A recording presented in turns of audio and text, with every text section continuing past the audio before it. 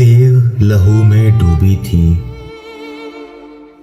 और पेड़ खुशी से झूमा था। तेग लहू में डूबी थी और पेड़ खुशी से झूमा था।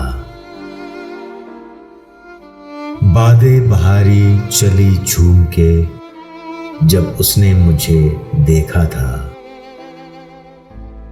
घायल नजरें उस दुश्मन की ऐसे मुझको तकती थी जैसे अनहोनी कोई देखी उन कमजोर निगाहों ने।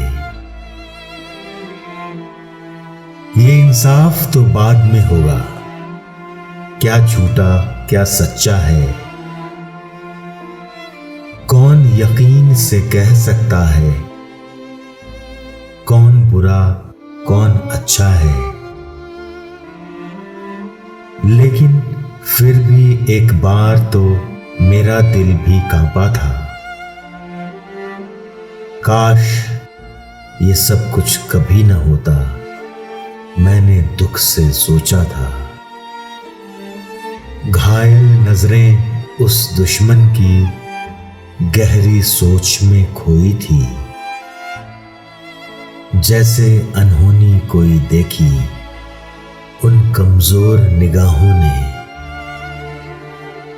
कौन हूं मैं और कौन था वो जिस पर होनी ने वार किया। कौन था वो जिस शख्स को मैंने भरी बहार में